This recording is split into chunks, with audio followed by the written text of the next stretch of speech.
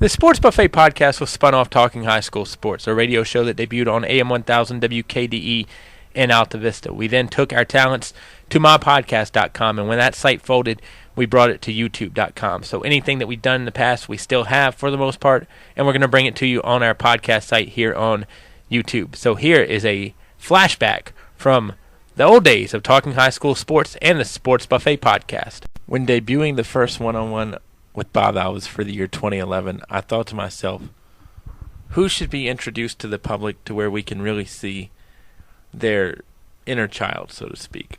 Bill Hayes, assistant girls basketball coach at Heritage High School, also referees some, has a college ref, does a little high school when needed. But I met this guy several years back when I was working with Larry Richmond and Rich Roth on the sports line, and there's only one Bill Hayes, let me just say that. And now let's get to it. The first one-on-one with Bob Alvis of the new year.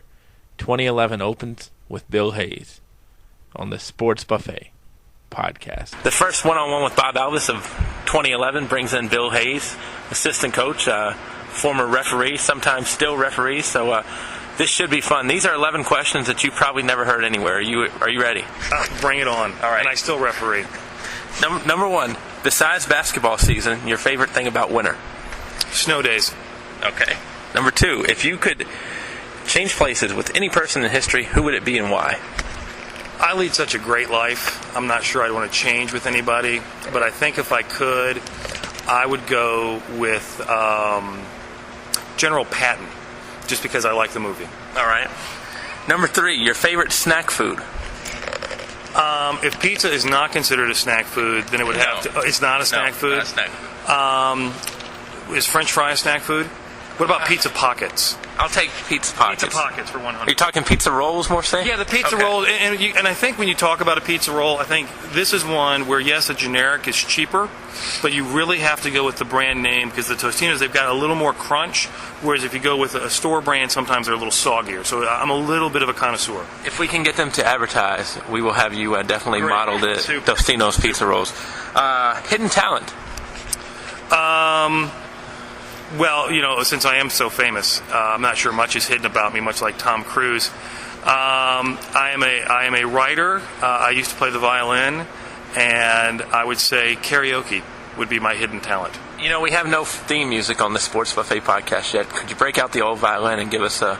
It's currently the world's smallest violin. However, I do a mean Barry Manilow and a mean Tom Jones karaoke. I've won money and prizes doing karaoke. All right. Well, maybe if we do the karaoke contest, we'll call you. Favorite TV show of all time with one of the central characters as an animal? Wow, that's one I've never... Favorite TV show with its main character as an animal? You know, a lot of people are going to say Lassie. I'm going to go with The Amazing Dobermans, the mini-series run by the Disney Channel, Disney in the late 70s, early 80s. All right. We'll go with that. I didn't see it, but anyway, that doesn't mean anything. If we had the Bill Hayes story, what actor would play you? You can't. People say I look a lot like Bob Incredible, but since he's animated, I'm not really sure you could do that. We could do a Small Soldiers thing, part animation, part real. Small Soldiers. Also, I think if I put on another 100 pounds, Drew Carey would be a good fit for me as well. So either Bob Incredible or Drew Carey. With the way Drew Carey's losing, he might beat you pretty soon. Good point. I know Tom Cruise has called me several times, but I just don't return his calls because he's just not macho enough. Can you hold the little stick mic and say, what do you bet on the washer dryer? I can do that. Least favorite breakfast food? Anything healthy. Okay. Can you be more specific? I lived overseas for a while, and for some reason, raw fish in the morning is a big thing over there. Not so much. Yeah, we haven't brought that to the States yet, have we? And that's a good thing. That's a very good thing. Favorite all-time musical group? If you went alphabetical, obviously ABBA would be up there. But I would say, since I've seen Metallica in concert 6 times, but I'm also a big U2 fan. So I'd put Metallica, U2, and then maybe Rush, kind of a three-way tie. Oh, wait a minute. The question actually says A to Z, so we need the whole alphabet. You need the whole alphabet? I can do that. So obviously ABBA would start, ZZ Top would be at the end. Metallica would beat out Men at Work. The Police takes over from the Pussycat Dolls on the P. Blue Oyster Cult with B. The Cure with C. I think a lot of people with D would go Dexy's Midnight Runners, but I'm going to go Depeche Mode. I was kidding, but I'm going to let you keep going. E, obviously, ELO would be the first one, but I think Enigma would be second. F, obviously, Frankie Goes to Hollywood. G, the Go-Go's, a lot of people look at. I think for the 80s, they're good. H, I really got nothing for H. J, the J. Giles Band, obviously. K, the Kinks, My Sharona. This is an educational show. We skipped I. Oh, we did skip I? Well, In Excess. The guy killed himself, so I think that's probably why I skipped it. It's still in the morning. L, Led Zeppelin. I mean, what more could you ask for? We've already hit M. N, I got nothing for N. Can I go back to H? We left out Hootie and the Blowfish. You know, Hootie and the Blowfish is good. I like Hootie and the Blowfish because I think their first album, I mean, like you look at a Hootie and the Blowfish album, their first was like one of the best albums. Like Pearl Jam 10 was like a great album, and then they just kind of went downhill after that. Are you going to leave N blank as opposed to putting NSYNC in there? Since they're no longer together, I think with N, 9 Inch Nails, I think is a good one. Beating out New Kids on the Block just slightly? I think because if there were a fight, New Kids on the Block and 9 Inch Nails, I'm going to go with Kurt Reznor. I think he could really take them. OMD, Orchestral Maneuvers in the Dark, I think another 80s. P, some people would say Pantera, but I like the Police. We saw them in Wrigley Field. Q, Queen. Seriously, who knew Freddie Mercury gay? Crazy. R, I just saw REO Speedwagon. PQRS. Striper, I think, every time you can get Stripers in there. Toto for T. What's after T? We covered that. You covered that. UV. Vector, it's a small group from the 80s that I really liked, had two albums out.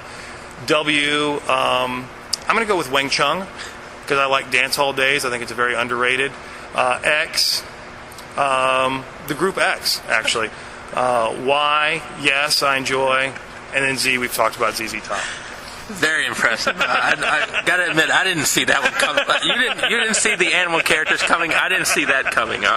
Number 9, one place you would like to go before you die.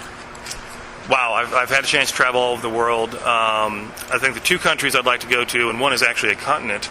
I wanted to go to South Africa, and I want to go to Australia. All right, number 10, favorite ice cream flavor. Oh, peppermint. Next. No questions? None. Okay. And really, my favorite dessert is a peppermint marshmallow malt. Oh, heaven. Number 11, diehard college or pro sports team. And may I compliment you on a nice shirt? Duke basketball. Yes. And there's a story behind that, but being from Indiana, it's got to be IU. Even though Coach Knight left ingloriously, I followed Texas Tech. But I think Tom Crean's going to do it at IU. I'm a huge IU fan. Now that I live down here, I'm a huge Duke fan, which doesn't bode well for our marriage since my wife was a Carolina recruit. Let's go with the story real quick. You said there's a story behind the shirt? Yeah. Or was that just it? No, the story behind the shirt is I actually been to 3 Coach K conventions where he's had it. And one year I asked him a question about how he would play his defense against a certain offense. Later that year they lost to Michigan, and Michigan played that exact same offense. So the following year I went to the meeting, and I had another question about a closeout drill, and he says, wait a minute. He says, aren't you the SOB that asked me the question about the 4-out, 1-in offense and how we would defend it? And I said, yes, sir. He goes, you're not from Michigan, are you? I said, no. He goes, all right, go ahead and ask your question. So I thought that was kind of neat. A year later, some guy asked a question, and he didn't like me. Well, were you trying to be wise? No. Okay. No, I was asking. Because you're pretty good at that. I am good. And then also between my wife and I, she's had 3 knee surgeries at Duke and a back surgery, and I've had a back surgery at Duke. So we're hoping they're going to open the Hayes orthopedic wing right next to the Krzyzewski orthopedic wing. I was going to say, you're like donors already. We really are. That's why my wife and I, she's carried me for a while and obviously threw her back out, and I've carried her and it threw my back out. So always a time when I get to speak to any of the Hayes, but I got to admit, you're a little zanier than she is. Also with G, I'd like to change my go-go to Gojira. They were an opening back for Metallica that we saw, and we really enjoyed them. They were French, and the bass player's out of control. I don't know what else to say, but thank you. Great, and I'd like to say that my wife needs to listen to more of my suggestions when I'm on the bench as her assistant coach. My expectations have been exceeded by this interview. Coach, definitely appreciate your time, and we look forward to getting you back on soon. Thank you very much. Bill Hayes on the Sports Buffet Podcast, 1-on-1 with Bob Alvis.